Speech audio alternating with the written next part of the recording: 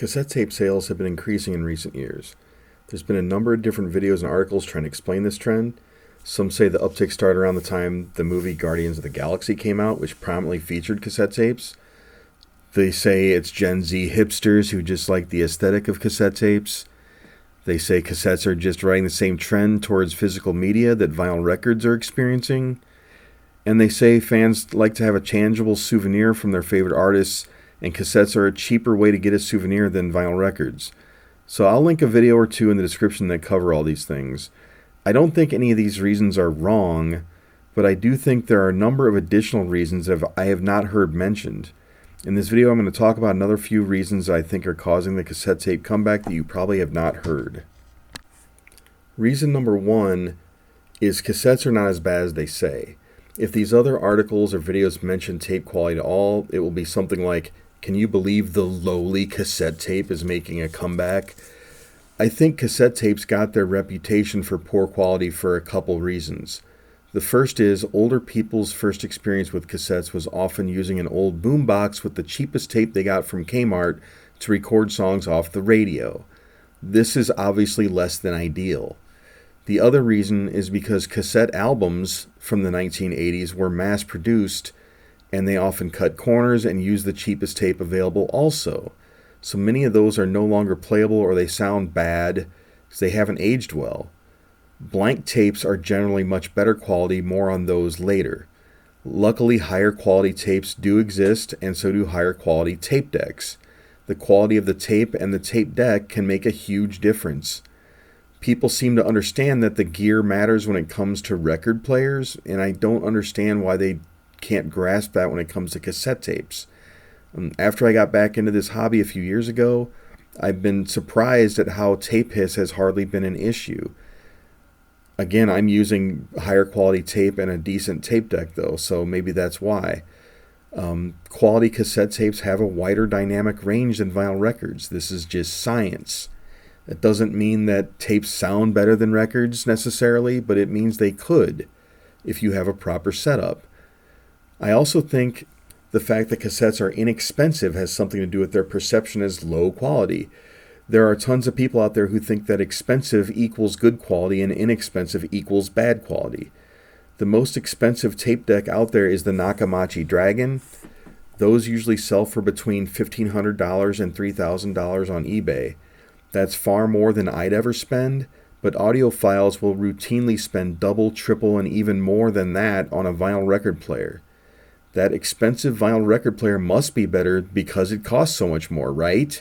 It's the sunk cost fallacy. Sometimes technological progress results in something that is both cheaper and better. I'm not saying that's necessarily what happened with cassette tapes, but it could have. You could argue that. Reason number two for the cassette tape comeback is the one that I feel is the most overlooked and underappreciated.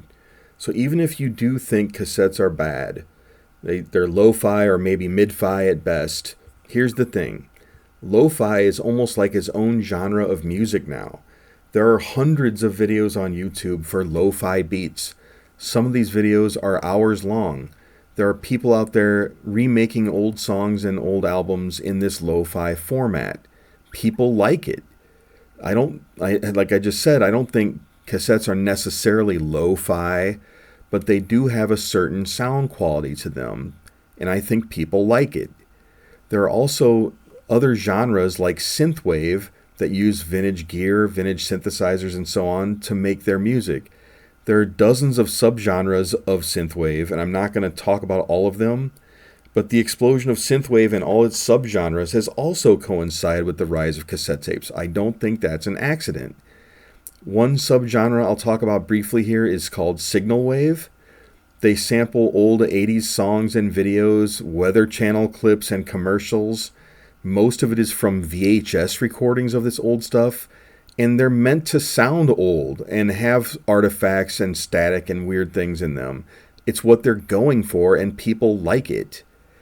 I think the people who do not understand this trend towards lo-fi are people who do not listen to music made in the last decade.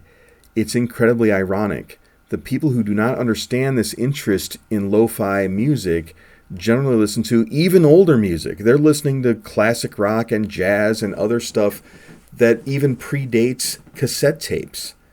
So if you listen to modern music, though, lo-fi is hard to escape. It's almost everywhere now. It's in popular music.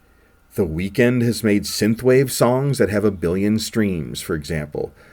Here's some other examples of some indie artists that I like that use lo-fi effects. One is Ali X. Her album from last year, Girl with No Face, was made entirely with a vintage synthesizer.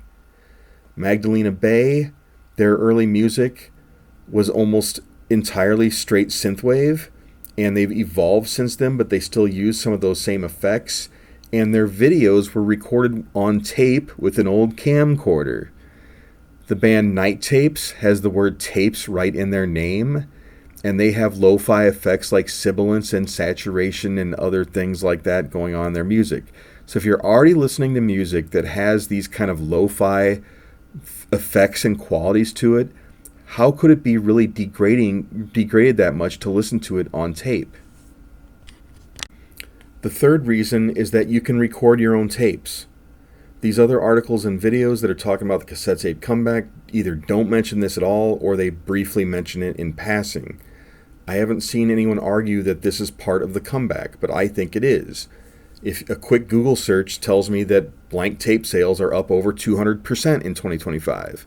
These would be for new Type 1 tapes, which are kind of the lowest quality tape. Those kind of tapes are still being made and are easy to find. You can buy them on Amazon. Higher quality Type 2 and Type 4 tapes are not made anymore, and those are getting harder and harder to find. When I see still sealed Type 2 tapes on Facebook Marketplace, they are gone within hours, usually less than a day. Those still sealed Type 2 tapes sell for anywhere from $5 to $12 per tape on eBay, which is creeping up into the range that old reel-to-reel tapes sell for. I usually settle for getting used Type 2 tapes that have already been recorded on, and I just re-record them. Even those can get a bit expensive sometimes. Type 4 tapes are generally considered the highest quality, and I've seen those sell for as much as $30 per tape. Personally, I like to put concerts and other live music on tapes and unreleased music. Shorter concerts fit nicely on a 90-minute tape. Longer concerts I might put on a reel-to-reel tape. We're living in a golden age for live recordings. Most bands let people bring their cell phone in and record the entire concert. Cell phones have gotten better at recording audio also. There's hundreds of these videos out there on YouTube. Again, the sound quality can be hit or miss, but it's really cool to have a physical copy of a concert that you attended. It's another nice souvenir to have. So I'm curious what other people are putting on blank tapes in 2025. Feel free to leave your answer in the comments. Here are my last thoughts on this. Another thing people forget, and again that I have not heard mentioned in these other articles and videos, is the cassette's place in history. By the late 1970s, records had been around for about a century. The phonograph was invented in 1877. It took until around the 1920s for records to become more common to be seen in homes with record players. That was when 78 RPM records were mass-produced and sold for the first time.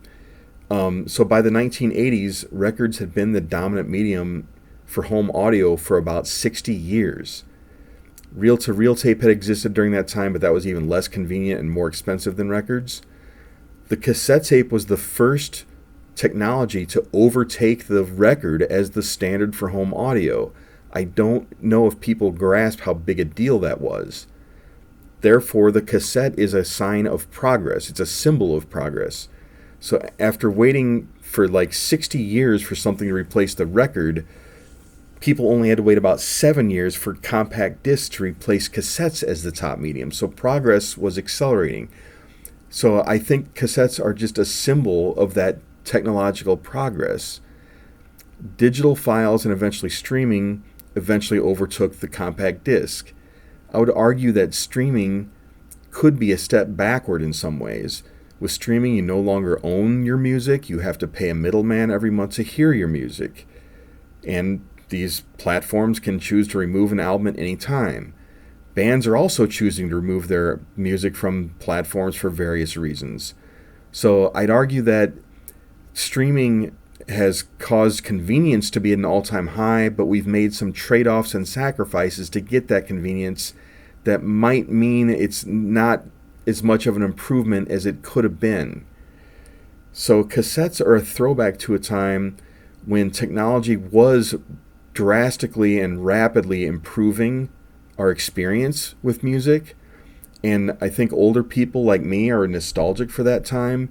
And I think younger people are intrigued and fascinated by that time and are kind of experiencing it secondhand by adopting cassette tapes. Thanks for listening, and feel free to share your thoughts in the comments.